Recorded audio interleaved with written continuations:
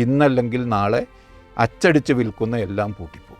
മാധ്യമത്തിൻ്റെ കാര്യം നോക്കുമ്പോൾ നമുക്ക് സത്യം പറഞ്ഞാൽ അത്ഭുതമായിട്ട് തോന്നും. മാനേജ്മെൻറ്റ് തലത്തിൽ വലിയ അഴിമതി നടക്കുന്നുണ്ട് എന്ന് വർഷങ്ങളായി മാധ്യമത്തിലെ സുഹൃത്തുക്കൾ പറയുന്നത് കേട്ടിട്ടുണ്ട്. ജീവനക്കാർ ചോദിക്കുന്ന ഒരു ചോദ്യമുണ്ട്, ഞങ്ങൾ വലിയ കണ്ടിജൻ്റ് ആയതുകൊണ്ടാണ് ക്രൈസിസ് എന്ന് പറയുമ്പോൾ തലപ്പത്തിരിക്കുന്ന ഈ വലിയ കണ്ടിജൻറ്റിനെ എന്തുകൊണ്ട് നിങ്ങൾ കാണുന്നില്ല?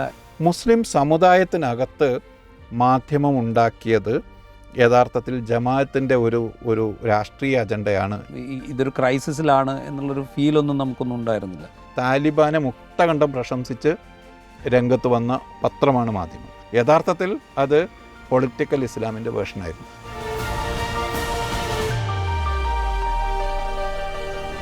സ്വാഗതം ജോയിൻ സ്റ്റോറിയിലേക്ക്. കഴിഞ്ഞ ദിവസങ്ങളിൽ വാഷിങ്ടൺ പോസ്റ്റ് എന്ന് പറയുന്ന ഏതാണ്ട് 1.5 നൂറ്റാണ്ടിൻ്റെ ചരിത്രമുള്ള പത്രത്തിൽ നിന്ന് 300ഓളം ജേർണലിസ്റ്റുകളെ പിരിച്ചുവിട്ട വാർത്ത ട്രെൻഡിങ് ആണ്. പിരിച്ചുവിടലിൻ്റെ കാരണങ്ങൾ, അതിൽ പത്രമുതലാളിമാർ പറയുന്നത്, ജീവനക്കാർ പറയുന്നത്, സാമൂഹ്യ നിരീക്ഷകരുടെ അഭിപ്രായങ്ങൾ, ഇതൊക്കെ വലിയ തോതിൽ ചർച്ച ചെയ്യപ്പെടുന്നുണ്ട്. 1877 തുടങ്ങിയ പത്രം അമേരിക്കൻ രാഷ്ട്രീയ ചരിത്രത്തിൽ വലിയ കോളിളക്കങ്ങൾ സൃഷ്ടിച്ച പത്രം കൂടിയാണത്. പെൻറ്റഗൺ പേപ്പേഴ്സ് എന്ന പേരിൽ വിയറ്റ്നാം യുദ്ധകാലത്തെ വിവരങ്ങൾ പുറത്തുവിട്ടത് വലിയ കോളിളക്കം സൃഷ്ടിച്ചു. അമേരിക്കൻ സുപ്രീം കോടതി വരെ പോയി. സുപ്രീം കോടതി ഈ വിവരങ്ങൾ പുറത്തുവിടുന്നതിന് തടസ്സമില്ല എന്ന് അനുമതി കൊടുത്തു വാഷിങ്ടൺ പോസ്റ്റിന്. അതിനുശേഷം വാട്ടർഗേറ്റ് സ്കാൻഡൽ വാഷിങ്ടൺ പോസ്റ്റ് പുറത്തുവിടുന്നു. അതിൻ്റെ തുടർച്ചയായിട്ട് അമേരിക്കൻ പ്രസിഡന്റ് റിച്ചാർഡ് നിക്സന് രാജിവെക്കേണ്ടി വരുന്നു. ഇങ്ങനെ വലിയ ചരിത്രമുള്ളൊരു പത്രമാണ്. അവിടെ നിന്നാണ് 300 പേരെ കൂട്ടത്തോടെ പിരിച്ചുവിടുന്നത്. വലിയ വാർത്തയായി നമ്മുടെ മുമ്പിൽ നിൽക്കുന്നു. സമാനമായ സാഹചര്യം ഇന്ത്യൻ മാധ്യമ ലോകത്തും നമ്മൾ കണ്ടിട്ടുണ്ട്. ഇപ്പോൾ ടൈംസ് ഓഫ് ഇന്ത്യയിൽ നിന്ന്, ഹിന്ദുസ്ഥാൻ ടൈംസിൽ നിന്ന് ഒക്കെ മുൻകാലത്ത് പത്രപ്രവർത്തകരെ മറ്റ് മേഖലകളിൽ ജോലി ചെയ്യുന്ന ആളുകളെയൊക്കെ പിരിച്ചുവിടുന്ന കാഴ്ച നമ്മൾ കണ്ടിട്ടുണ്ട്. ഈ കഴിഞ്ഞ നടപ്പ് സാമ്പത്തിക വർഷം തന്നെ പല മാധ്യമങ്ങളിൽ നിന്നും, ഇന്ത്യൻ മാധ്യമങ്ങളിൽ നിന്നും ആളുകളെ പിരിച്ചുവിട്ടിട്ടുണ്ട്. പുതിയ സാങ്കേതികവിദ്യയുടെ ആവിർഭാവം, അതിൻ്റെ ഉപയോഗം, അത് മനുഷ്യ വിഭവശേഷിയുടെ ആവശ്യകത കുറച്ചിട്ടുണ്ട്. അതിൻ്റെ കൂടെ ഭാഗമായിട്ടുള്ള പിരിച്ചുവിടലുകൾ നടന്നുകൊണ്ടിരിക്കുന്നു. ഇത് ഇന്ത്യൻ സാഹചര്യമാണെങ്കിൽ നമ്മൾ കേരളത്തിലേക്ക് വന്നു കഴിഞ്ഞാൽ കേരളത്തിൽ 2 പത്രങ്ങളിൽ, കേരളത്തിലെ 2 പ്രധാനപ്പെട്ട പത്രങ്ങളിലെ ജീവനക്കാർ സമരം ചെയ്യുന്നൊരു കാലത്താണ് നമ്മൾ വാഷിങ്ടൺ പോസ്റ്റിലെ കൂട്ടൽ പിരിച്ചുവിടൽ വാർത്ത കേൾക്കുന്നത്. മാധ്യമത്തിലെയും മംഗളത്തിലെയും ജീവനക്കാർ സമരത്തിലാണ്. 2 പേരുടെയും ആവശ്യങ്ങൾ കുടിശ്ശികയായിരിക്കുന്ന ശമ്പളം വിതരണം ചെയ്യണം എന്നുള്ളതാണ് പ്രധാനപ്പെട്ട ആവശ്യം.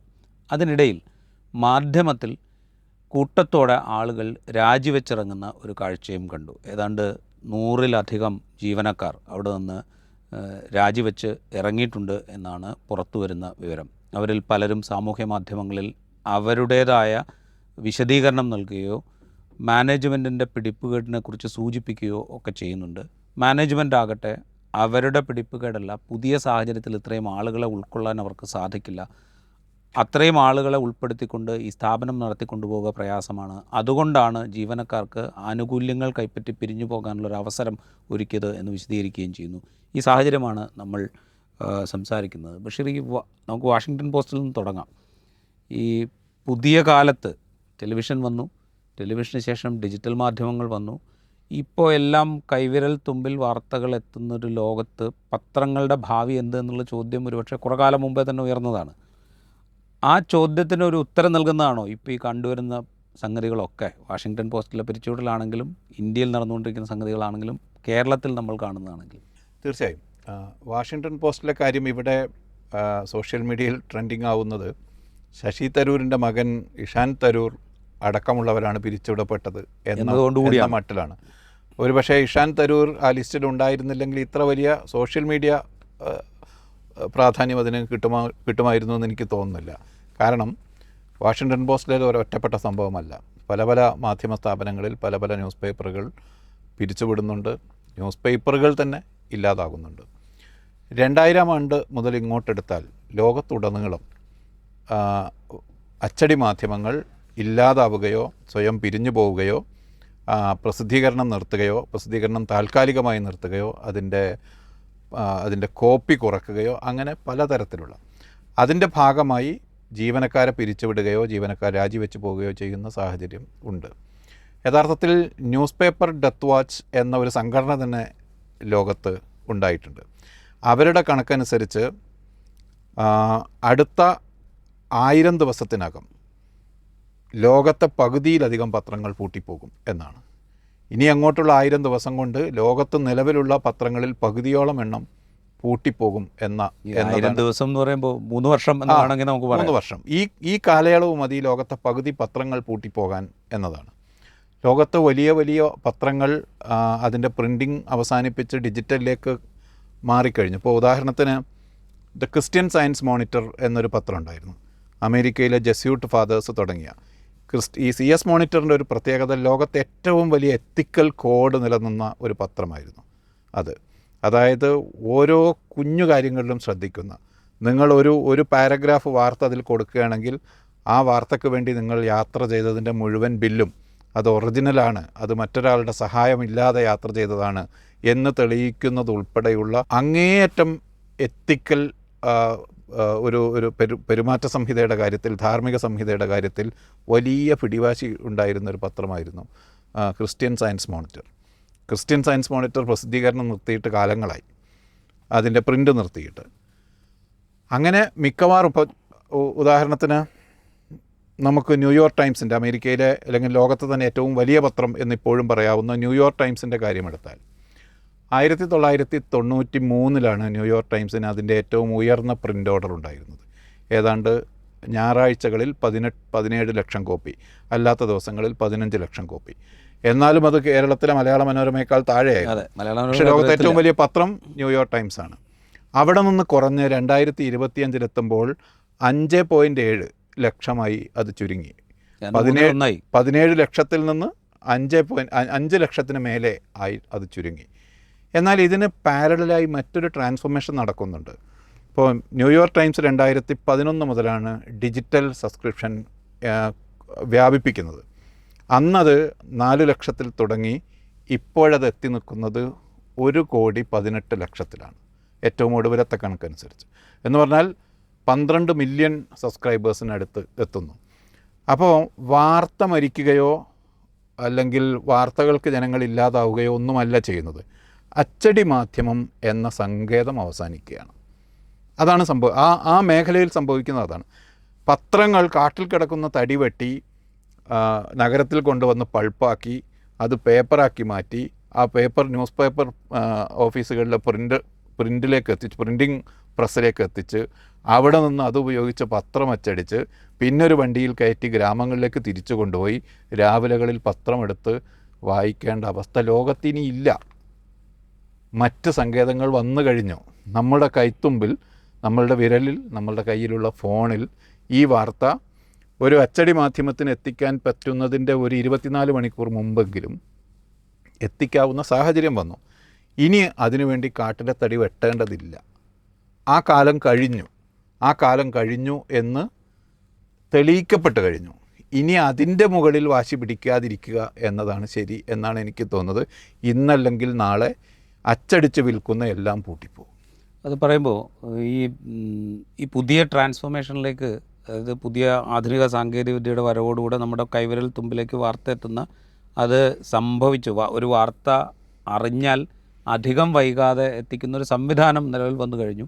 നമ്മളൊക്കെ അതിൻ്റെ കൺസ്യൂമേഴ്സായി മാറിക്കഴിഞ്ഞു. അതൊക്കെ വസ്തുതയായിരിക്കെ തന്നെ ഈ പ്രിൻ്റ് എന്ന് പറയുന്ന ഒരു സംഗതി, അത് കൈവശം വെച്ച് വായിച്ച് ശീലിച്ച ഒരു തലമുറ ഇപ്പോഴും ഇവിടെ അവശേഷിക്കുന്നുണ്ട്.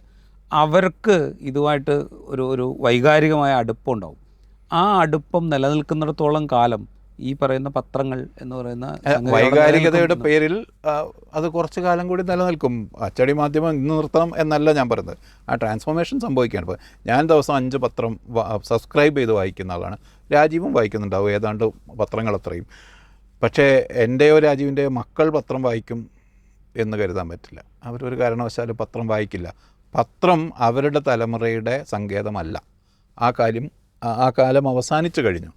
എന്നാൽ പഴയ തലമുറയ്ക്ക് വേണ്ടി വൈകാരികമായ ബന്ധത്തിൻ്റെ പേരിൽ, അതല്ലെങ്കിൽ ഇപ്പോഴും അതൊരു ജേർണലിസത്തിൻ്റെ ഒരു ഫോം എന്ന നിലയിൽ നിലനിൽക്കുന്നത് കൊണ്ട് പത്രങ്ങൾ അച്ചടിക്കുന്നത് കുറച്ച് കാലം കൂടി തുടരും. പക്ഷേ അതിന് പാരലലായുള്ളതിൻ്റെ ട്രാൻസ്ഫോർമേഷൻ പ്രക്രിയ കൃത്യമായി നടത്തുന്നില്ലെങ്കിൽ വലിയ ലെഗസി സ്ഥാപനങ്ങൾ ഇല്ലാതായി പോകുന്ന അവസ്ഥയാണ് സംഭവിക്കുക. റൈറ്റ്. അതിൻ്റെ ഒരു തുടർച്ചയാണോ നമ്മൾ ഈ കേരളത്തിലും കണ്ടുകൊണ്ടിരിക്കുന്നത്? സമരമായിട്ടും സ്വയം പിരിഞ്ഞു പോകാനുള്ള അവസരം നൽകിക്കൊണ്ടുള്ള മാനേജ്മെൻറ്റ് തീരുമാനമായിട്ട് നമ്മുടെ മുമ്പിൽ കാണുന്നത് ഇതിൻ്റെ ഒരു എക്സ്റ്റൻഷനാണ്. ഞാൻ കഴിഞ്ഞ ഒരു 2 മാസം മുമ്പ് കോട്ടയത്തെ മംഗളം പത്രത്തിൻ്റെ ഓഫീസിൽ പോയിരുന്നു. ഒരു തരം നമ്മളൊരു എന്താ പറയുക, ഒരു ശ്മശാന സമാനമായ അന്തരീക്ഷത്തിൽ പോയ പോലെയാണ്. ഒരു മിണ്ടാട്ടമില്ലാത്ത ഒരു ഓഫീസാണ്. മലയാള മനോരമയുടെ ഓഫീസിന് പോലും ആ സൈലൻസ് വന്നു തുടങ്ങിയിട്ടുണ്ട്. മലയാള മനോരമയുടെ പ്രിൻ്റ് ഓർഡർ 22 ലക്ഷത്തിൽ നിന്ന് 16-17 ലക്ഷത്തിലേക്ക് കഴിഞ്ഞ വർഷം താഴ്ന്നിട്ടുണ്ട്. എന്ന് പറഞ്ഞാൽ മനോരമയുടെ പ്രിൻ്റ് ഓർഡർ 6 ലക്ഷത്തോളം കുറഞ്ഞിട്ടുണ്ട്. മനോരമയുടെ ഓഫീസുകളിൽ അത്രയും അതിൻ്റെ ഒരു തരം നിരാശ പടർന്നു കയറുന്നത് നമുക്ക് കാണാം. പണ്ട് മലയാള മനോരമയിൽ ജോലി ചെയ്യുന്ന ആളുകൾ ആജീവനാന്തം അവിടെ ജോലി ചെയ്ത് പിരിയുന്നു, ഒരുപക്ഷെ സർക്കാർ സർവീസിനേക്കാൾ വലിയ സുരക്ഷയിൽ പിരിയുന്നു എന്ന അവസ്ഥയായിരുന്നു. ഇന്ന് മലയാള മനോരമയിൽ എല്ലാ വെള്ളിയാഴ്ചകളിലും ആളുകൾ എക്സിറ്റ് മനോരമ ലീഡിംഗ് പത്രമായതുകൊണ്ട് പറയാണ്. മലയാള മനോരമ ഉൾപ്പെടെ കേരളത്തിലെ, ഇന്ത്യയിലെ, ലോകത്തെ എല്ലാ അച്ചടി മാധ്യമങ്ങളെയും ബാധിച്ച ഒരു ക്രൈസിസാണിത്. പക്ഷേ അത് മാനേജ് ചെയ്യുന്നതിൽ വാർത്ത മരിക്കുന്നില്ല എന്നതാണ് ഞാൻ നേരത്തെ ന്യൂയോർക്ക് ടൈംസിൻ്റെ ഉദാഹരണം പറഞ്ഞത്. വാർത്തയുടെ കാര്യത്തിൽ അതിൻ്റെ കാറ്റലിസ്റ്റ് എന്ന നിലയിൽ ഈ സ്ഥാപനങ്ങളെ ട്രാൻസ്ഫോം ചെയ്യുന്നതിൽ പരാജയപ്പെടുന്നതാണ്. അതുകൊണ്ട് അച്ചടി മാധ്യമങ്ങളുടെ ആ സങ്കേതം അവസാനിക്കുകയും ഡിജിറ്റൽ മീഡിയയിലേക്ക് മാറാനുള്ള എഫർട്ട് ശാസ്ത്രീയമായി നടപ്പിലാക്കപ്പെടാതെ പോവുകയും ചെയ്തിടത്ത് വലിയ തോതിലുള്ള ക്രൈസിസ് നിലനിൽക്കും. അതാണ് ഈ കാണുന്നത്. മാധ്യമത്തിലെ അവസ്ഥയും വളരെ ബ്രോഡായി ചിന്തിച്ചാൽ, ഞാൻ അതിൽ നമ്മളുടെ സുഹൃത്തുക്കളായ തൊഴിലാളികൾ തന്നെയാണ് അതിലുള്ളത്. അവരുന്നയിക്കുന്ന പ്രശ്നങ്ങളെയോ ആ അന്തരീക്ഷത്തെയോ ഒന്നും നിരാകരിക്കുകയല്ല. പക്ഷേ ഇതൊരു ബ്രോഡറായ ക്രൈസിസിൻ്റെ ചെറിയ മാനിഫെസ്റ്റേഷൻസാണ് മംഗളത്തിലും മാധ്യമത്തിലും എല്ലാം കാണുന്നത് എന്നാണ് എനിക്ക് തോന്നുന്നത്. ഈ മാധ്യമത്തിൻ്റെ ഒരു മാധ്യമ മാനേജ്മെൻറ്റിൻ്റെ ഒരു ഔദ്യോഗികമായിട്ടുള്ള വിശദീകരണം നമ്മൾ അനൗദ്യോഗികമായിട്ട് പലരുമായിട്ടും സംസാരിക്കുമ്പോൾ നമുക്ക് മനസ്സിലാക്കാൻ സാധിക്കുന്നത്, ഇപ്പോൾ ഞാനും നീയൊക്കെ മാധ്യമത്തിൽ തൊഴിൽ തുടങ്ങിയ ആളുകളാണ്. ഞാൻ മാധ്യമത്തിൻ്റെ 2 സ്ഥാപനത്തിൽ വർക്ക് ചെയ്തിട്ടുണ്ട്. മാധ്യമം ഇംഗ്ലീഷിൽ ഒരു പരീക്ഷണം ടൈം തുടങ്ങിയ സമയത്ത് ഞാൻ അതിൻ്റെ കുറച്ചു കാലം അതിൻ്റെ കേരള കറസ്പോണ്ടൻ്റ് ആയിരുന്നു. അപ്പോൾ ഈ പണി മാധ്യമത്തിൻ്റെ അന്തരീക്ഷത്തിൽ തുടങ്ങിയ ആളുകളാണ് നമ്മൾ 2 പേരും. ഞാനും അതെ. അതുകൊണ്ട് ഇവിടെ ഈ ഒരു സംഗതി കേൾക്കുമ്പോൾ മുഴുവൻ നമുക്കൊരു ചെറിയ നിരാശയാണ് ആ കൂട്ടത്തിൽ അതിൻ്റെ കൂടെ കയറി വരുന്നത്. ഞാനും മാധ്യമത്തിൻ്റെ 2 രൂപങ്ങളിൽ വർക്ക് ചെയ്തിട്ടുണ്ട്. ഒന്ന് പത്രത്തിൽ, പിന്നീട് മാധ്യമത്തിൻ്റെ സഹോദര സ്ഥാപനം എന്ന് പറയുന്ന മീഡിയ വണ്ടിൽ. അങ്ങനെ 2 സ്ഥാപനങ്ങളിൽ ഞാൻ വർക്ക് ചെയ്തിട്ടുണ്ട്. അതുകൊണ്ട് തന്നെ അവിടെയുള്ള ഒരു തൊഴിലന്തരീക്ഷത്തെക്കുറിച്ച് നമ്മളവിടെ ജോലി ചെയ്ത കാലത്ത് ഒരു തൊഴിലന്തരീക്ഷത്തെക്കുറിച്ച് നമുക്ക് നല്ല ധാരണയുണ്ട്. പിൽക്കാലത്ത് മീഡിയ വണ്ണിലുണ്ടായിരുന്ന തൊഴിലന്തരീക്ഷത്തെക്കുറിച്ചും നമുക്ക് നല്ല ധാരണയുണ്ട്. ഞാൻ പറഞ്ഞത്രേ ഉള്ളൂ, ഈ മാധ്യമ മാനേജ്മെൻറ്റേതായിട്ട് അവർ പറയുന്നതും ഏതാണ്ട് സമാനമായ കാര്യങ്ങളാണ്. അതായത് പുതിയ സാങ്കേതിക വിദ്യകൾ വന്നു. ഇപ്പോൾ മുൻപുണ്ടായിരുന്ന അത്രയും ഹ്യൂമൻ റിസോഴ്സ് ആവശ്യമില്ല ഈ ഘട്ടത്തിൽ ഈ പത്രം തന്നെ നടത്തിക്കൊണ്ടുപോകാൻ. അതായത് പ്രിൻ്റ് രൂപത്തിൽ തന്നെ ഈ പത്രം ഇറക്കുന്നതിന്, അത് വായനക്കാരുടെ കൈകളിലേക്ക് എത്തിക്കുന്നതിന് മുൻപുണ്ടായിരുന്ന അത്രയും ആളുകളുടെ ആവശ്യം ഇപ്പോൾ ഇല്ല. നമ്മൾ സംസാരിക്കുമ്പോൾ ഏതാണ്ട് 600-ലധികം ആളുകൾ ഇപ്പോൾ മാധ്യമത്തിൽ ജീവനക്കാരായിട്ടുണ്ട്. പല വിഭാഗങ്ങളിലായിട്ട്, സർക്കുലേഷൻ, പ്രിൻറ്റിങ്, എഡിറ്റോറിയൽ, അങ്ങനെ തുടങ്ങി പല വിഭാഗങ്ങളിലായിട്ട്, പരസ്യം, അങ്ങനെ പല വിഭാഗങ്ങളുടെ 600-ലധികം പേര് അവിടെ ജീവനക്കാരായിട്ടുണ്ട്. അതിൽ തന്നെ ഏതാണ്ട് 350-ലധികം ആളുകൾ അവിടുത്തെ കൺഫേംഡ് എംപ്ലോയീസാണ്, സ്ഥിരം ജീവനക്കാരാണ്. അപ്പോൾ ഇത്രയും വലിയൊരു ബാധ്യത, ഇത്രയും വലിയൊരു കണ്ടിജൻറ്റിനെ കൊണ്ടു നടക്കാൻ സാധിക്കില്ല. അങ്ങനെ കൊണ്ടു നടക്കുകയാണെങ്കിൽ വലിയ ക്രൈസിസിലേക്ക് പോകും. ആ ക്രൈസിസ് അവർ വിശദീകരിക്കുന്നത് കോവിഡ് കാലത്ത് തുടങ്ങിയതാണ്. കോവിഡ് കാലത്ത് ക്രൈസിസിലേക്ക് പോയി. ആ സമയത്ത് ജീവനക്കാരുടെ ശമ്പളം കുടിശ്ശികയായി. പോസ്റ്റ് കോവിഡ്, പ്രീ കോവിഡിലുണ്ടായിരുന്ന പോലൊരു ബിസിനസ് നടക്കുന്നില്ല. അപ്പോൾ അതുകൊണ്ട് ഈ കാലത്തുണ്ടായ ഒരു ക്രൈസിസിനെ പിൽക്കാലത്ത് മാനേജ് ചെയ്യാൻ പറ്റിയില്ല. അതങ്ങനെ തുടർന്നുകൊണ്ട് പോവുകയാണ്. ഇനി അങ്ങോട്ട് പോവുകയാണെങ്കിൽ വലിയ പ്രതിസന്ധിയിലേക്ക് പോകും. അത്തരം ഒരു പ്രതിസന്ധിയിലേക്ക് പോകാതിരിക്കാൻ വേണ്ടി ചില തീരുമാനങ്ങൾ എടുക്കേണ്ടി വന്നു.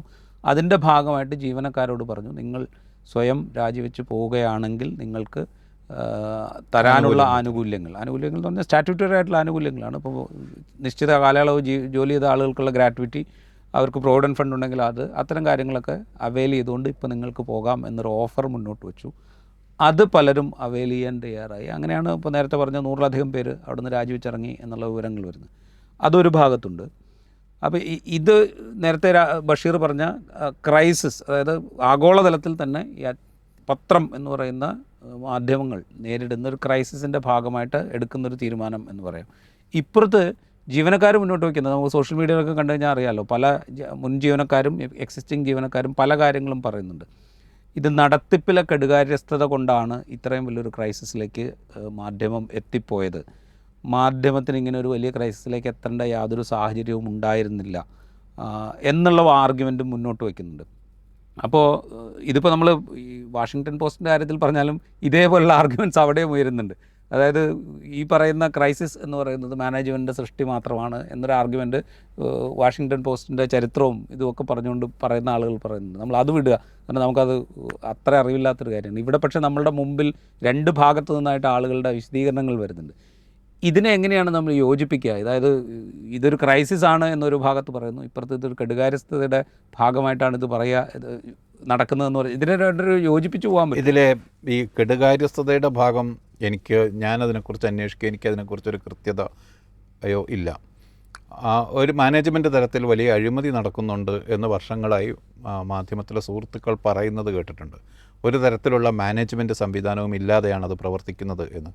അവരുടെ ഭാഗത്തു നിന്ന് പല നിർദ്ദേശങ്ങൾ മുന്നോട്ട് വെച്ചെങ്കിലും അതൊന്നും ചെവിക്കൊള്ളുന്നില്ല എന്ന ആക്ഷേപം അവിടെയുണ്ട്. ജേർണലിസവുമായി ബന്ധമില്ലാത്ത ആളുകളെ കൊണ്ടുവന്ന് അപ്പോയിൻ്റ് ചെയ്തിട്ട് എഡിറ്റോറിയൽ പൊസിഷനിൽ തന്നെ അപ്പോയിൻ്റ് ചെയ്ത് മാനേജ്മെൻറ്റും അതിൻ്റെ പ്രസ്ഥാനവും ഉണ്ടാക്കുന്ന ക്രൈസിസ് ഉണ്ട് എന്നവർ പറയുന്നുണ്ട്. മാനേജ്മെൻറ്റ് എക്സ്പെർട്ടൈസ് ഇല്ലാത്ത ആളുകളെ നേതൃത്വത്തിലേക്ക് കൊണ്ടുവന്നുണ്ടായ പ്രതിസന്ധി ഉണ്ട് എന്ന് പറയുന്നുണ്ട്. വളരെ പ്ലെയിൻ ആയിട്ടുള്ള അഴിമതി പർച്ചേസ് പോലുള്ള സംഗതികളിലുണ്ട് എന്നൊക്കെ പറയുന്നുണ്ട്. എനിക്കതിലൊന്നും യാതൊരു കൃത്യതയും ഇല്ല. ഇത്തരം ആരോപണങ്ങൾ അവിടുത്തെ തൊഴിലാളി യൂണിയനുകൾ ചേർന്ന് അത് മാനേജ് ചെയ്യുന്ന കമ്മിറ്റിക്ക്, ട്രസ്റ്റാണല്ലോ അത് മാനേജ് ചെയ്യുന്നത്, ആ ട്രസ്റ്റിന് എഴുതി കൊടുക്കുകയും അത് അന്വേഷിക്കാൻ ഒരു കമ്മിറ്റി വയ്ക്കുകയും അവരത് അന്വേഷിക്കുകയും ചെയ്തിരുന്നു. അതിൽ ചില കാര്യങ്ങൾ യൂണിയൻ പറഞ്ഞത് ശരിയാണ് എന്ന് കണ്ടെത്തി എന്ന് പറയുന്നുണ്ട്. പക്ഷേ ആ റിപ്പോർട്ടിൽ തന്നെ ജീവനക്കാരുടെ എണ്ണം വളരെ കൂടുതലാണ്, അത് കുറയ്ക്കാതെ മുന്നോട്ട് പോകാൻ കഴിയില്ല എന്നൊരു നിർദ്ദേശവും കൂടെ വെച്ചിരുന്നു എന്ന് പറയുന്നുണ്ട്. അപ്പോൾ ഇതിലൊന്നും ക്ലാരിറ്റി ഇല്ല. ആ പാർട്ട് പറയുമ്പോൾ നമ്മളവിടെ ജോലി ചെയ്യുന്ന കാലത്ത് പോലും DTP ഓപ്പറേറ്റർ എന്നതുണ്ട്, പേസ്റ്റപ്പ് ആർട്ടിസ്റ്റുണ്ട്. പക്ഷേ പേസ്റ്റപ്പ് ആർട്ടിസ്റ്റുകൾ ഇല്ലാതായി എന്ന് തോന്നുന്നു. കാരണം സാങ്കേതിക വിദ്യ മുഴുവനായി മാറി. പഴയ രീതിയിൽ പേസ്റ്റപ്പ് ചെയ്തുള്ള പ്ലേറ്റ് ആ തരത്തിലുള്ള പ്രിൻറ്റിങ് ഇപ്പോൾ ഇല്ല. പക്ഷേ DTP ആളുകൾ ഇപ്പോഴും അവിടെ ഉണ്ട് എന്നത് എന്നെ സംബന്ധിച്ച് കഴിഞ്ഞ ആഴ്ചയിൽ കിട്ടിയ പുതിയ അറിവായിരുന്നു. ഞാൻ വിചാരിച്ചത് ആ കാലമൊക്കെ കഴിഞ്ഞു കാണും എന്നാണ്. DTP ഓപ്പറേറ്റർമാർ എന്ന പേരിൽ പ്രത്യേക തസ്തികയിൽ തന്നെ ആളുകളുണ്ട് എന്നും ആ ജോലി മാത്രമായി ലോകത്ത് ഈ കാലത്തും അത് ചെയ്യുന്നുണ്ട് എന്നതും യഥാർത്ഥത്തിൽ അത്ഭുതകരമായ കാര്യമാണ്. ഇതൊരു തൊഴിലാളി വിരുദ്ധ സംഗതിയായി കണക്കാക്കേണ്ട. പക്ഷേ ലോകം ഇത്രയേറെ മാറിയിട്ടും ലോകത്തൊരിടത്തും ജേർണലിസ്റ്റുകൾ ചെയ്യുന്ന പണിക്ക് ഒരു DTP ഓപ്പറേറ്ററുടെ പിന്തുണ ഇനി ഒരു തസ്തികയായ ആവശ്യമുണ്ട് എന്നെനിക്ക് തോന്നുന്നില്ല. പക്ഷേ അതിവിടെ നിലനിൽക്കുകയാണ്. ഒരുപക്ഷെ മറ്റ് സ്ഥാപനങ്ങളിലും ഇതുണ്ടാകാം. ഇത് അതായത് ട്രാൻസ്ഫോം ചെയ്യാനുള്ള വിമുഖതയിൽ നിന്നുണ്ടാകുന്ന ഒരു ക്രൈസിസ് കൂടിയാണ്. അതിന് ഉത്തരവാദികൾ തൊഴിലാളികളാണോ എന്ന് ചോദിച്ചാൽ അതായത് ട്രാൻസ്ഫോം ചെയ്യാനുള്ള വിമുഖത എന്ന് പറഞ്ഞു കഴിഞ്ഞാൽ ഇത് രണ്ട് ഭാഗത്തുനിന്നും സംഭവിക്കണമല്ലോ. കാരണം ഇതൊരു പോളിസി ഡിസിഷൻ എടുക്കണം. അതായത് നമ്മളിങ്ങനെ മാറുകയാണ് എന്നുള്ള, അല്ലെങ്കിൽ കാലം ഇങ്ങനെ മാറി, അതിനനുസരിച്ച് നമ്മുടെ സിസ്റ്റവും അങ്ങനെ മാറണം.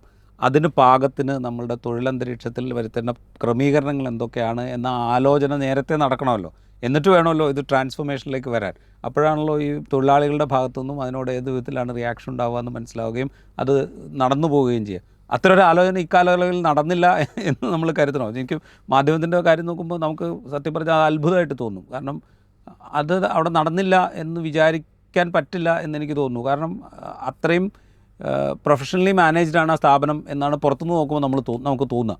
മാധ്യമം ഈ കഴിഞ്ഞ അരനൂറ്റാണ്ടിനിടയിൽ എന്ന് പറഞ്ഞാൽ കേരളത്തിലെ ഏറ്റവും ലെഗസി ഉള്ള പത്രങ്ങളായ മനോരമ, മാതൃഭൂമി, കേരള കൗമുദി എന്നിവ കഴിഞ്ഞാൽ കഴിഞ്ഞ അരനൂറ്റാണ്ടിനിടയിൽ കേരളത്തിൽ ജനിച്ച് വളർന്ന് വിജയം കണ്ട ഏക സ്ഥാപനമാണ് മാധ്യമം. മറ്റൊരു അച്ചടി രംഗത്ത് മറ്റൊന്നും ഇപ്പോൾ തത്സമയം വന്നു പൂട്ടിപ്പോയി, തേജസ് വന്നു പൂട്ടിപ്പോയി, വർത്തമാനം വന്നു പൂട്ടിപ്പോയി. എന്നാൽ മാധ്യമം സർവൈവ് ചെയ്തു. മാധ്യമം സർവൈവ് ചെയ്യുക മാത്രമല്ല, മാധ്യമം വലിയ സോഷ്യൽ ഇമ്പാക്റ്റ് ഉണ്ടാക്കുകയും ചെയ്തു. അവരെന്തിനാണോ തുടങ്ങിയത് ആ ഉദ്ദേശം വെച്ച് അവർ വലിയ ഇമ്പാക്റ്റ് ഉണ്ടാക്കി. കേരളത്തിൻ്റെ സാമൂഹിക മണ്ഡലത്തിൽ ഇമ്പാക്റ്റ് ഉണ്ടാക്കി, രാഷ്ട്രീയത്തിൽ ഇമ്പാക്റ്റ് ഉണ്ടാക്കി, ജേർണലിസത്തിൽ തന്നെ വലിയ മാറ്റങ്ങൾക്ക് മാധ്യമം കാരണമായി. അപ്പോൾ സക്സസ്ഫുള്ളായ അതല്ലെങ്കിൽ അതിൻ്റെ ഉദ്ദേശ ലക്ഷ്യങ്ങൾ നിറവേറ്റിയ ഒരു സ്ഥാപനമാണ് ഈ ക്രൈസിസിൽ പെട്ടിരിക്കുന്നത്, ഒരുപക്ഷെ പൂട്ടിപ്പോകുന്ന അവസ്ഥയിലേക്ക് എത്തിയിരിക്കുന്നത് എന്ന് വേണം കരുതാൻ. അപ്പോൾ അത് എങ്ങനെ അതുകൊണ്ടാണ് നമ്മളിത് ചർച്ചക്കെടുക്കുന്നതും. അതുകൊണ്ട് അത് എങ്ങനെ മാനേജ് ചെയ്യപ്പെട്ടു എന്നതും അന്വേഷിക്കേണ്ട കാര്യമാണ്. അതിൽ തൊഴിലാളികളുടെ ഭാഗത്തു നിന്നുള്ള വളരെ സ്ട്രോങ് ആയിട്ടുള്ള ആക്ഷേപം എന്ന് പറയുന്നത് വലിയ തോതിലുള്ള മിസ്മാനേജ്മെൻ്റ് ഉണ്ടായി, അഴിമതി ഉണ്ടായി എന്നതാണ്. ഈവൻ ഇപ്പോൾ ജമാഅത്തെ ഇസ്ലാമിയാണല്ലോ മാധ്യമത്തിന് പിന്നിലുള്ള ശക്തി. ജമാഅത്തെ ഇസ്ലാമിയിലെ പ്രവർത്തകരുടെ ഫേസ്ബുക്ക് പോസ്റ്റിൽ നിന്നും വ്യക്തിഗതമായി അവരോട് സംസാരിക്കുമ്പോഴും ഇക്കാര്യത്തിൽ രണ്ട് അഭിപ്രായമുണ്ട്. ഇതിൽ ഈ അഴിമതിയുടെയും ഈ മിസ്മാനേജ്മെൻറ്റിൻ്റെയും പാർട്ട് അവരും എടുത്തു പറയുന്നുണ്ട്. ഇപ്പോൾ ബഷീർ നേരത്തെ സൂചിപ്പിച്ചൊരു കാര്യമുണ്ടല്ലോ, അതായത് 1987 തുടങ്ങി ഏതാണ്ട് ഈ കാലഘട്ടം വരെ വളരെ വിജയകരമായി പ്രവർത്തിച്ച് അതിൻ്റെ ഒരു ഉദ്ദേശ്യ ലക്ഷ്യങ്ങളോട് ഏതാണ്ട് നീതി പുലർത്തിയ ഒരു സ്ഥാപനം എന്നുള്ള മട്ടിൽ മാധ്യമത്തെ നമുക്ക് വിശേഷിപ്പിക്കാം. ഈ സമരത്തോടനുബന്ധിച്ച് ഈ പ്രസ്ഥാനവുമായി ബന്ധമുണ്ട് എന്ന് നമ്മൾ കരുതുന്ന ചില പ്രൊഫൈലുകളിൽ നിന്ന് വരുന്നൊരു കമൻ്റ് എന്താണെന്ന് വെച്ച് കഴിഞ്ഞാൽ, മാധ്യമം അതിൻ്റെ ലക്ഷ്യം നിറവേറ്റി കഴിഞ്ഞു, അതുകൊണ്ട് ഇനി എനിക്കത് വായിക്കുമ്പോൾ പലരുടെയും എൻ്റെ ഫേസ്ബുക്ക് വാളിൽ വരുന്ന പലരുടെയും ജമാഅത്ത് ബന്ധമുള്ള ആളുകളുടേത് വായിക്കുമ്പോൾ എനിക്ക് തോന്നുന്നത് അത് വലിയ ഇമ്പാക്റ്റ് ഇല്ലാതെ പതുക്കെ പൂട്ടിക്കെട്ടാനുള്ള ഒരു സാഹചര്യം ഒരുക്കാനുള്ള, അതിനെ നീതീകരിക്കാനുള്ള ഒരു പശ്ചാത്തലമൊരുക്കാനുള്ള ശ്രമം പോലെ. അതായത് തൊഴിലാളികളുടെ ഭാഗത്തു നിന്നുണ്ടായ വിമുഖത കൊണ്ടും മാറാൻ വിസമ്മതിച്ചതുകൊണ്ടും പിന്നെ സ്വാഭാവികമായ ഈ രംഗത്തുണ്ടായ മാറ്റം കൊണ്ടും മാധ്യമം വിടവാങ്ങുകയാണ് എന്ന് പറഞ്ഞ് ഫലിപ്പിച്ച് അത് അവസാനിപ്പിക്കാൻ ഉള്ളൊരു പ്രതലമൊരുക്കുന്നത് പോലെ തോന്നും അത്തരം കമൻറ്റുകൾ കണ്ടാൽ. ഇതിനോടൊപ്പം പറയേണ്ട ഒരു കാര്യം എന്ന് വെച്ചാൽ, ഇപ്പോൾ നേരത്തെ പറഞ്ഞതിനോട് ചേർത്ത് വയ്ക്കാനായിട്ട്, ഇപ്പോൾ ഈ തൊഴിലാളികളുടെ കാര്യം, ഇപ്പോൾ സമരം ചെയ്യുന്ന മാധ്യമപ്രവർത്തകരും അല്ലെങ്കിൽ ജേർണലിസ്റ്റുകളും നോൺ ജേർണലിസ്റ്റുകളും ആയിട്ടുള്ള ആളുകൾ, അവരുടെ ഒരു കണ്ടിജൻ്റ് കൊണ്ടാണ് ഈ ബാധ്യത മുഴുവൻ എന്ന് പറയുമ്പോൾ അവർ പറയുന്ന വേറെ ചില കാര്യങ്ങളുണ്ട്. അതായത് ഈ കാലയളവിൽ, അതായത് ഈ ക്രൈസിസ് ഉണ്ടായ കാലയളവിലൊക്കെ മാനേജ്മെൻറ്റ് തലത്തിൽ വലിയ വലിയ അപ്പോയിൻമെൻറ്റുകൾ നടന്നിട്ടുണ്ട് എന്നുള്ള ആക്ഷേപം ഈ പറയുന്ന സാമൂഹ്യ മാധ്യമങ്ങൾ കുറിപ്പിടുന്ന 1-2 പേരോട് സംസാരിച്ചപ്പോൾ അവർ പറഞ്ഞ കാര്യങ്ങളാണ്. ഇതൊന്നും ഇൻഡിപെൻഡൻ്റ്ലി വെരിഫൈഡ് അല്ല. അതായത് ചില ഘട്ടത്തിൽ 3 ജനറൽ മാനേജറെ ഒരേ സമയം നിയമിച്ചു, എന്തിനാണെന്ന് അവർക്കറിയില്ല എന്ന് അവർ പറയുന്നു. അതുപോലെ ഇത്രയും ക്രൈസിസ് നിലനിൽക്കെ തന്നെ പരസ്യ വിഭാഗത്തിൽ സോണൽ മാനേജർമാരെ നിയമിക്കുന്നു, എന്തിനാണ് എന്ന് അവർക്കറിയില്ല. അതുപോലെ എഡിറ്റോറിയൽ തലപ്പത്ത് പല തസ്തികകളിലായിട്ട് ഒരുപാട് പേരുണ്ട്, ഇത്രയും പേരുടെ ആവശ്യമുണ്ടോ എന്നുള്ള ചോദ്യം അവർ ചോദിക്കുന്നു. ഇങ്ങനെ ചിലപ്പം അതൊക്കെ മാനേജ്മെൻറ്റ് തലത്തിൽ ന്യായീകരിക്കാവുന്ന കാര്യങ്ങളായിരിക്കും. കാരണം ഓപ്പറേഷൻസ് ക്രമീകരിക്കാൻ വേണ്ടിയിട്ട് പലതരത്തിലുള്ള തസ്തികൾ, ഇപ്പം ചീഫ് എഡിറ്റർ ഉണ്ടാവും, എഡിറ്റർ ഉണ്ടാവും, ഓപ്പറേഷൻസ് എഡിറ്റർ ഉണ്ടാവും, അല്ലെങ്കിൽ അസോസിയേറ്റ് എഡിറ്റർ ഉണ്ടാവും, എക്സിക്യൂട്ടീവ് എഡിറ്റർ ഉണ്ടാവും, ഇങ്ങനെ പല തസ്തികകളുണ്ടാവും. ഇവർക്കൊക്കെ ഓരോ പോർട്ട്ഫോളിയോസും ഉണ്ടാവും. ഇതൊക്കെ ഓരോ സ്ഥാപനത്തിൻ്റെ നടത്തിപ്പ് രീതികളുടെ ഭാഗമാണ്. പക്ഷേ ജീവനക്കാർ ചോദിക്കുന്ന ഒരു ചോദ്യമുണ്ട്, ഞങ്ങൾ വലിയ കണ്ടിജൻ്റ് ആയതുകൊണ്ടാണ് ക്രൈസിസ് എന്ന് പറയുമ്പോൾ തലപ്പത്തിരിക്കുന്ന ഈ വലിയ കണ്ടിജൻറ്റിനെ എന്തുകൊണ്ട് നിങ്ങൾ കാണുന്നില്ല എന്നുള്ളൊരു ചോദ്യം അവർ ചോദിക്കുന്നുണ്ട്. നമ്മൾ പുറത്തു നിന്ന് അഭിപ്രായം പറയുന്ന ആളുകളായതുകൊണ്ട് നമുക്കതിൻ്റെ ന്യായാന്യായങ്ങളിലേക്ക് തൽക്കാലം, പക്ഷേ ഇങ്ങനൊരു ക്വസ്റ്റ്യനും അവരവിടെ ഉന്നയിക്കുന്നുണ്ട്. അതുപോലെ ഈ ക്രമവിരുദ്ധമായ കുറേ കാര്യങ്ങൾ നടത്തിയതിൻ്റെ തുടർച്ചയിലാണ് ഈ പ്രശ്നങ്ങളൊക്കെ ഉണ്ടായത് എന്ന ആക്ഷേപം അവർ ശക്തമായിട്ട് ഉന്നയിക്കുന്നുണ്ട്. അതിൽ ചിലത് മാധ്യമം യൂണിറ്റുകൾ തുടങ്ങാൻ വേണ്ടി സ്ഥലം വാങ്ങിയതുമായി ബന്ധപ്പെട്ടവരെ ആക്ഷേപങ്ങൾ ഉന്നയിക്കുന്ന ആളുകളുണ്ട്. ഇതൊക്കെയുണ്ട്. അപ്പോൾ വളരെ സുതാര്യവും രാഷ്ട്രീയമായ ശരിയുടെ പക്ഷത്തു നിന്നും പ്രവർത്തിക്കുകയായിരുന്നു എന്ന് അവകാശപ്പെടുന്ന ഒരു സ്ഥാപനത്തിനെതിരെയാണ് സത്യം പറഞ്ഞാൽ ഇത്തരം വലിയ ആക്ഷേപങ്ങളൊക്കെ ഉയരുന്നത് എന്നുള്ളൊരു കോൺട്രഡിക്ഷൻ അവിടെ ഉണ്ടെന്ന് എനിക്ക് തോന്നുന്നു. രാഷ്ട്രീയമായ ശരി എന്നതിനേക്കാൾ അതിൻ്റെ നടത്തിപ്പിലൊരു സുതാര്യത എന്നത് തുടക്കം മുതൽ മാധ്യമത്തിൻ്റെ നടത്തിപ്പിൽ ഒരു സുതാര്യമായ അന്തരീക്ഷം അവിടെ ഉണ്ടായിരുന്നു എന്ന് നമുക്ക് അനുഭവത്തിലൂടെ തന്നെ മനസ്സിലാവും. ഒരു രസകരമായ അന്തരീക്ഷം ഉണ്ടായിരുന്ന, ജോലി ചെയ്യാൻ രസകരമായ അന്തരീക്ഷം ഉണ്ടായിരുന്ന അപൂർവം സ്ഥാപനങ്ങളിലൊന്നാണ് മാധ്യമം. അത് ഏത് കാലത്ത് അതിൽ ജോലി ചെയ്ത ആളുകളും പ്രത്യേകിച്ചും തുടക്കകാലത്ത് അതിൽ ജോലി ചെയ്ത എല്ലാവരും സമ്മതിക്കുന്ന ഒരു കാര്യമാണ്. രാഷ്ട്രീയ പ്രാധാന്യത്തിൻ്റെ കാര്യത്തിൽ അല്ലെങ്കിൽ രാഷ്ട്രീയമായ അവരുടെ ഇമ്പാക്റ്റിൻ്റെ കാര്യത്തിൽ അതിൻ്റെ ശരി തെറ്റുകളെക്കുറിച്ചുള്ള അഭിപ്രായ വ്യത്യാസങ്ങളുണ്ടാകാം. പക്ഷേ വലിയ ഇമ്പാക്റ്റ്ഫുള്ളായ ഒരു മാധ്യമ സ്ഥാപനമായിരുന്നു.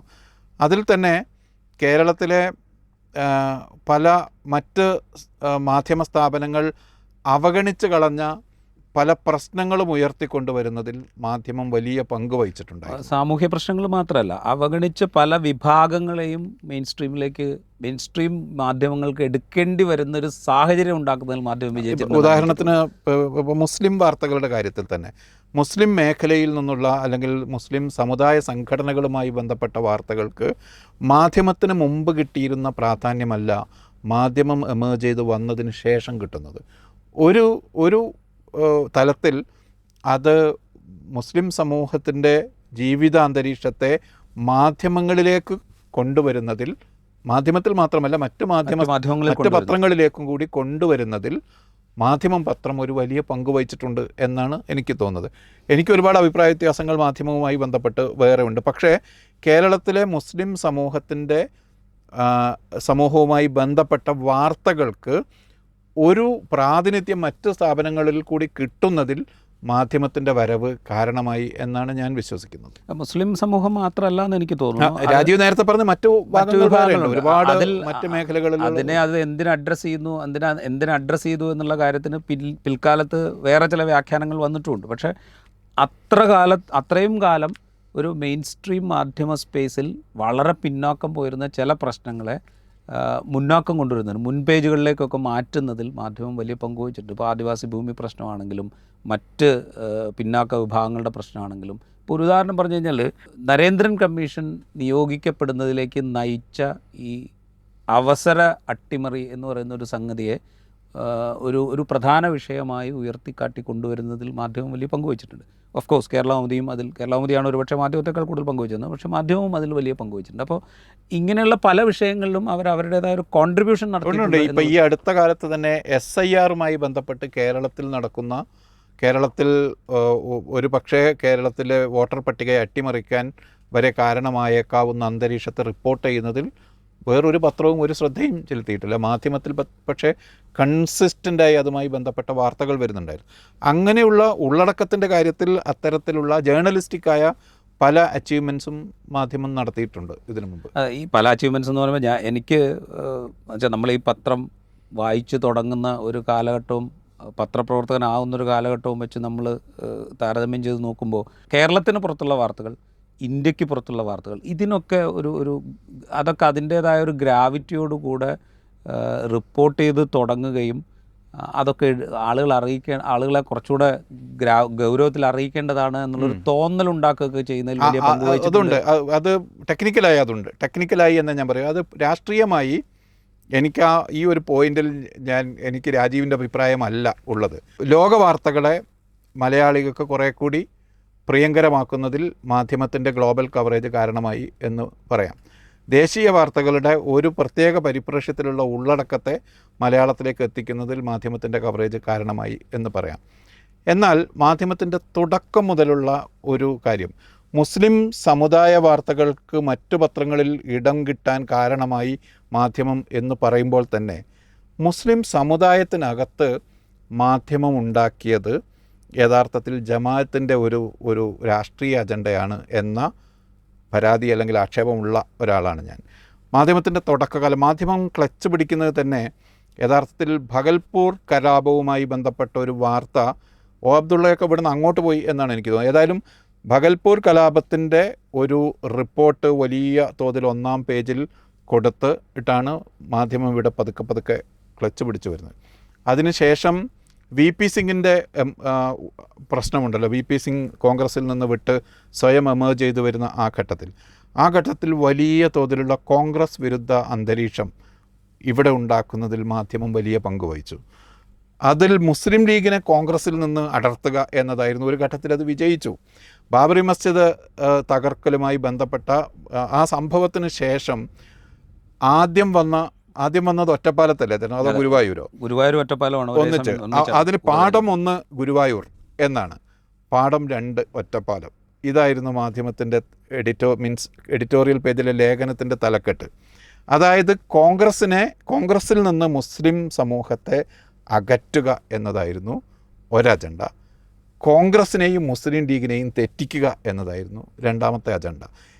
കേരളത്തിലെ മുസ്ലിം സമൂഹത്തിനകത്തൊരു നിരാശ പടർത്തുന്നതിൽ, രാഷ്ട്രീയമായ ഒരു നിരാശ പടർത്തുന്നതിൽ ഇന്ന് CPIMനെതിരെ ഒരു മുസ്ലിം വിരുദ്ധത ഉയർത്തിക്കൊണ്ടുവരുന്നുണ്ടല്ലോ, അതുപോലെ ഒരു 2 പതിറ്റാണ്ട് കോൺഗ്രസ്സിനെതിരെ വലിയ തോതിൽ മുസ്ലിം വിരുദ്ധത ഉയർത്തിക്കൊണ്ടുവരികയും അത് കേരളത്തിലെ മുസ്ലിം സമൂഹത്തിൽ രാഷ്ട്രീയമായ ഒരു നിരാശ തന്നെ അടിച്ചേൽപ്പിക്കുകയും ചെയ്യുന്നതിൽ വലിയ പങ്ക് വഹിച്ചിട്ടുണ്ട് മാധ്യമം. അത് ദേശീയ വാർത്തകളുടെ കാര്യത്തിൽ.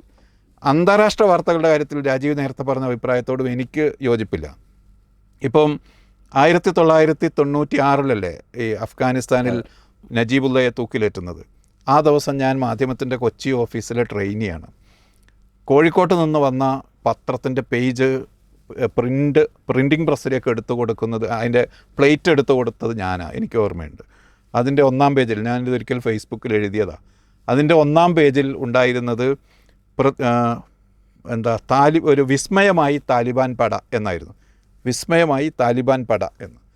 അതിൻ്റെ അകത്തെ പേജിൽ, എഡിറ്റോറിയൽ പേജിലുണ്ടായിരുന്നത് പ്രതീക്ഷാ നാളമായി താലിബാൻ എന്നായിരുന്നു എഡിറ്റോറിയൽ. ഹസൻ ചെറൂപ്പ എന്ന, അദ്ദേഹം ജമാഅത്തുമായിട്ട് ബന്ധമൊന്നുമില്ല, പക്ഷേ ഹസൻ ചെറൂപ്പ എഴുതിയൊരു ലേഖനം, പ്രതീക്ഷാ നാളമായി താലിബാൻ എന്നത്.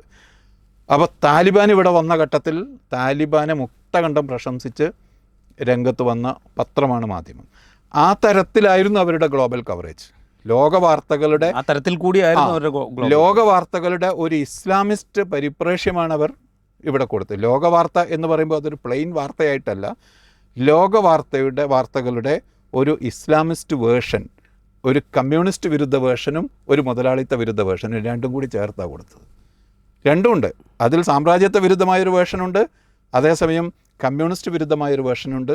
യഥാർത്ഥത്തിൽ അത് പൊളിറ്റിക്കൽ ഇസ്ലാമിൻ്റെ വേർഷനായിരുന്നു. സൂക്ഷ്മമായി വായിച്ചില്ലെങ്കിൽ അത് വലിയ ഗ്ലോബൽ കവറേജ് ആണല്ലോ എന്ന് ആർക്കും തോന്നിപ്പോവും. അതിൽ പെട്ടുപോയ ആളുകളുണ്ട്. അതേസമയം ദേശീയ രാഷ്ട്രാന്തരീയ വാർത്തകൾക്ക് മലയാളത്തിൽ വലിയൊരു പ്രാധാന്യം കൊണ്ടുവരുന്നതിൽ മാധ്യമത്തിൻ്റെ ഈ കവറേജ് സഹായിച്ചിട്ടുണ്ട് എന്നും വേണം പറയാൻ. അല്ല, പിൽക്കാലത്ത് ഈ അറബ് വസന്തത്തിൻ്റെയൊക്കെ കാലം വരുന്ന സമയത്ത് കുറെ കൂടെ എക്സ്പ്ലിസിറ്റായിട്ട് ഈ പറയുന്ന ഒരു പൊളിറ്റിക്കൽ മെസ്സേജ് മാധ്യമം കൊടുക്കുന്നത് നമുക്ക് പിൽക്കാലത്ത് വായിക്കാൻ പറ്റുന്നുണ്ട്. ഇപ്പോൾ ബഷീർ നേരത്തെ സൂചിപ്പിച്ച പോലത്തുള്ള ഒരു മെസ്സേജ് വളരെ സ്പെസിഫിക്കായി നമുക്കതിൽ വായിക്കാൻ കഴിയുന്നുണ്ട്. അതുപോലെ ഇപ്പോൾ നമ്മളൊക്കെ പ്രവർത്തിച്ചിരുന്ന കാലത്ത് മാധ്യമത്തിൻ്റെ സ്വഭാവത്തിൽ നിന്ന്, അതായത് അന്ന് പ്രസിദ്ധീകരിച്ചിരുന്ന പത്രത്തിൻ്റെ സ്വഭാവത്തിൽ നിന്ന് അത് ഏതാണ്ട് മനോരമയോട് കോമ്പീറ്റ് ചെയ്യുന്ന, അല്ലെങ്കിൽ മാതൃഭൂമിയോട് കോമ്പീറ്റ് ചെയ്യുന്ന, പ്രൊഫഷണലി കോമ്പീറ്റ് ചെയ്യുന്ന വിധത്തിലേക്ക് അതിൻ്റെ വാർത്താ തെരഞ്ഞെടുപ്പുകൾ പിൽക്കാലത്ത് മാറുന്ന കാഴ്ച നമ്മൾ കാണുന്നുണ്ട്. കുറെ കൂടെ ഒരു വാണിജ്യ മുഖം കൈവരിക്കുന്നത് നമ്മൾ കാണുന്നുണ്ട്. അന്നൊക്കെ നമ്മൾ വിചാരിക്കുന്നത് കഴിഞ്ഞാൽ മാധ്യമം വളരെ വലിയ ഇൻ്റർനാഷണൽ പ്രസൻസിലേക്ക് എത്തുന്നു, പല രാജ്യങ്ങളിൽ നിന്ന് പല രാജ്യങ്ങളിലേക്ക് അച്ചടിക്കുന്നു. വളരെ സുഭദ്രമായ ഒരു പ്രസ്ഥാനമായിട്ട് മാധ്യമം മാറിക്കൊണ്ടിരിക്കുന്നു. പല പ്രോഡക്റ്റുകൾ അതിൽ നിന്ന് വരുന്നു, പ്രിൻ്റ് പ്രോഡക്റ്റ് വരുന്നു.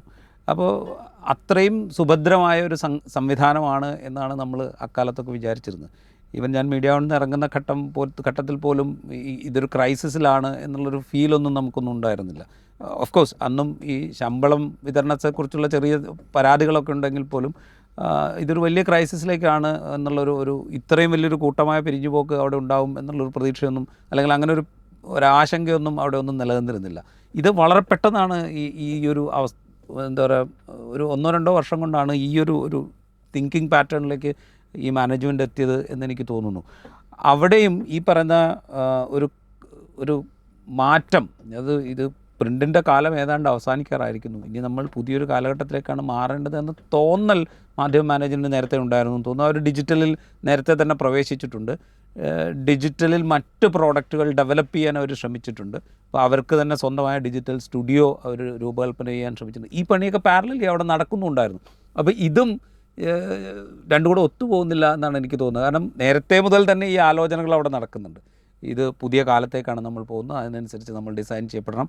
അതുപോലെ മാധ്യമം തന്നെ വലിയ ഇവൻറ്റുകൾ സംഘടിപ്പിക്കുന്ന, ഗൾഫിലൊക്കെ വലിയ ഇവൻറ്റുകൾ മാധ്യമം, പക്ഷേ പുതിയ കാലത്ത് ഏത് രീതിയിലാണോ ഒരു മാധ്യമം സ്ഥാപനം ട്രാൻസ്ഫോം ചെയ്യേണ്ടത് എന്നുള്ളതിനെക്കുറിച്ചുള്ളൊരു ചിന്ത നേരത്തെ മുതൽ തന്നെ. ഇത് സാധാരണഗതിയിൽ വലിയ ന്യൂസ് പേപ്പറുകൾ, വലിയ മാധ്യമ സ്ഥാപനങ്ങളിലൊക്കെ ഒരു ക്രൈസിസാണിത്.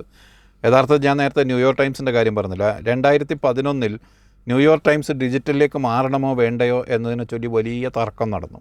ഒടുവിൽ അതിൻ്റെ മാനേജ്മെൻറ്റ് അതിൻ്റെ എക്സിക്യൂട്ടീവ് എഡിറ്ററായ ഒരാളെ തന്നെ അധ്യക്ഷനാക്കിക്കൊണ്ട് ഒരു കമ്മീഷനെ വെച്ചു. അത് നടത്തുന്ന കുടുംബത്തിൽ നിന്ന് തന്നെ. ആ കമ്മീഷൻ ഒരു റിപ്പോർട്ട് പ്രസിദ്ധീകരിച്ചു. ഇന്നോവേഷൻ എന്ന മറ്റായിരുന്നു അതിൻ്റെ പേര്. അതിപ്പോഴും നെറ്റിൽ അവൈലബിളാണ്.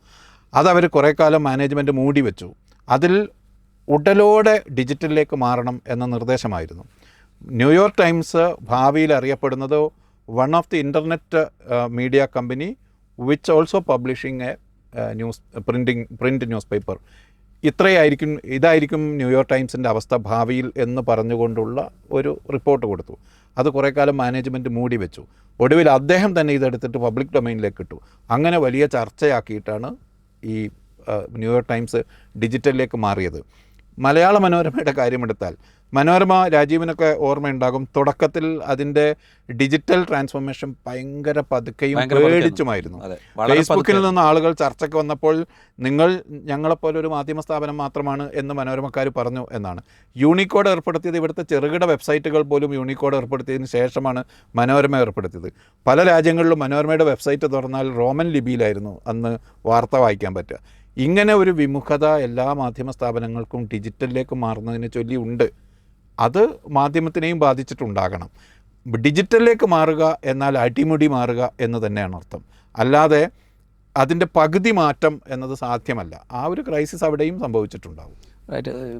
ഇതിന്ന് ഇപ്പോൾ നമ്മൾ എന്ത് പ്രതീക്ഷിക്കണം? അപ്പോൾ ഞാൻ ഈ അനൗദ്യോഗികമായിട്ട് ഈ രണ്ട് ആളുകളുമായിട്ട് സംസാരിക്കുമ്പോൾ പത്രം പൂട്ടാൻ പോകുന്നില്ല എന്ന് വിശദീകരിക്കുന്ന ആളുകളുണ്ട്. അപ്പോൾ ഞാൻ നേരത്തെ ചോദിച്ച ചോദ്യം തന്നെയാണ്. അതായത് ഇങ്ങനെ പ്രസ്ഥാന ബന്ധുക്കളായ ആളുകൾ ഇങ്ങനെ മാധ്യമം അതിൻ്റെ ചരിത്ര ദൗത്യം നിർവഹിച്ചു കഴിഞ്ഞിരിക്കുന്നു, അതുകൊണ്ട് ഇനി ഇത് അടച്ചുപൂട്ടാൻ കാലമായി എന്ന് പറയുന്നുണ്ടല്ലോ എന്ന് ചോദിക്കുമ്പോൾ അവരുടെ ഒരു വിശദീകരണം എന്ന് പറഞ്ഞു കഴിഞ്ഞാൽ, മാധ്യമം പത്രരൂപത്തിൽ വായിക്കാൻ ഇഷ്ടപ്പെടുന്ന പ്രേക്ഷകരായിട്ടുള്ള വായനക്കാരായിട്ടുള്ള ആളുകളുടെ ഒരു കൂട്ടം ഇപ്പോഴും ഉണ്ട്. അപ്പോൾ അതുകൊണ്ട് അവരെ സെർവ് ചെയ്യുക എന്നുള്ളത് നിശ്ചയമായും വേണം എന്ന് തന്നെയാണ് ഞങ്ങളുടെ തീരുമാനം. അതുകൊണ്ട് പത്രം മുൻപോട്ട് പോവുക തന്നെ ചെയ്യും തൽക്കാലത്തേക്കെങ്കിലും എന്ന് വിശദീകരിക്കുന്നുണ്ട്. അവിടെ നേരത്തെ ബഷീർ പറഞ്ഞ ഒരു കണക്കുണ്ടല്ലോ, ഈ 1000 ദിവസം എന്ന് പറയുന്നത് ഏതാണ്ട് 136 ന്യൂസ് പേപ്പറുകൾ ഒരു വർഷം ലോകത്ത് പൂട്ടിക്കൊണ്ടിരിക്കുന്നു. 136. അതിൽ ഞാൻ പറഞ്ഞ എനിക്ക് കൗതുകമായി തോന്നിയത് ഈ 1000 ദിവസം എന്ന് പറഞ്ഞല്ലോ, ഏതാണ്ട് സമാനമായൊരു കണക്ക് അനൗദ്യോഗികമായി ഈ സംസാരിച്ചപ്പോൾ അവരും പറയുന്നുണ്ട്. ഏതാണ്ട് ഒരു 3-4 വർഷം കൂടെ ഇത് പ്രിൻ്റ് രൂപത്തിൽ നമ്മൾ മുമ്പോട്ട് കൊണ്ടുപോകും എന്നാണ്. ഇതൊന്നും ഔദ്യോഗികമല്ല, അവരെ കോട്ട് ചെയ്യാനും നമ്മൾ പാടില്ലാത്തതാണ്. പക്ഷേ അവർ പറഞ്ഞത് ഏതാണ്ട് 3-4 വർഷം കൂടെ ഇത് മുമ്പോട്ട് പോകും, പ്രിൻ്റ് രൂപത്തിൽ മുമ്പോട്ട് പോകും എന്നാണ്. സത്യം പറഞ്ഞാൽ ഇതൊരു ഈ പറയുന്ന കെടുകാര്യസ്ഥത ആരോപണം, ജീവനക്കാരുടെ രോഷം, ജീവനക്കാരുടെ പ്രയാസങ്ങൾ, അവർക്കൊരു സുപ്രഭാതത്തിൽ ഒരു സ്ഥാപനത്തിൽ നിന്ന് പുറത്തേക്ക് നിൽക്കേണ്ടി വരുന്നൊരവസ്ഥ, ഈ അവസ്ഥ നമ്മൾ പലവട്ടം പല അഭിമുഖീകരിച്ചതാണ്. പുറത്തേക്ക് ഇറങ്ങി നിൽക്കുമ്പോൾ എന്ത് ചെയ്യും എന്നുള്ളൊരു ചോദ്യമുണ്ട്. നമ്മളെ ഡിപ്പെൻഡ് ചെയ്ത് നിൽക്കുന്ന ആളുകൾ നമ്മളോട് ചോദിക്കുന്ന ചോദ്യമുണ്ട്. ഇങ്ങനെ പല പ്രശ്നങ്ങളും നമ്മൾ അഭിമുഖീകരിച്ചാണ്. ഈ പ്രശ്നങ്ങളൊക്കെ അവർ അഭിമുഖീകരിക്കേണ്ടി വരും. പക്ഷെ ഇതൊക്കെ ഉണ്ടെങ്കിൽ പോലും ഇതല്ലാതെ വേറെ എന്ത് എന്നുള്ളൊരു ചോദ്യം ഉണ്ടല്ലോ ഈ മാനേജ്മെന്റ്. എൻ്റെ ടേക്ക് ഞാൻ പറയാം. ഇപ്പോൾ മാധ്യമം പത്രം കടലാസിൽ വായിക്കണം എന്ന് താല്പര്യമുള്ള ഒരു തലമുറയുടെ അവശേഷിക്കുന്ന ആളുകൾക്ക് വേണ്ടി കുറഞ്ഞ കാലം കൂടി മാധ്യമം അച്ചടിക്കണമെന്ന വൈകാരികമായ സെൻറ്റിമെൻസിനോട് ഞാനും ചേരുന്നു. അങ്ങനെ കുറച്ച് കാലം കൂടി നടന്നാൽ നല്ലത്. എന്നാൽ അച്ചടിച്ച ഒരു വാർത്താ പ്രോഡക്റ്റിന് ലോകത്ത് ഒരിടത്തും ഒരു ഭാഷയിലും ഒരു പ്രസക്തിയുമില്ല എന്ന് മനസ്സിലാക്കി അതിനെ ഡിജിറ്റലിലേക്ക് ട്രാൻസ്ഫോം ചെയ്യുകയാണ് വേണ്ടത്. അതിന് ഉള്ള പ്രസക്തി മാധ്യമത്തിനുണ്ട് എന്നാണ് എൻ്റെ. അവരുടെ ഇപ്പോൾ ഇസ്ലാമിസ്റ്റ് രാഷ്ട്രീയത്തോടും വാർത്തയിൽ ചില തിരുകിക്കയറ്റങ്ങൾ നടത്തുന്നതിനോടൊക്കെ ഉള്ള വിയോജിപ്പുകൾ നിലനിൽക്കെ തന്നെ മാധ്യമത്തിന് കേരളത്തിൽ തിരികയറ്റങ്ങൾ മാത്രമല്ല, പ്രത്യക്ഷത്തിൽ തന്നെ രാഷ്ട്രീയത്തിൽ ഇടപെടുന്ന വിധത്തിലാണ് ഇപ്പോൾ സത്യം പറഞ്ഞാൽ.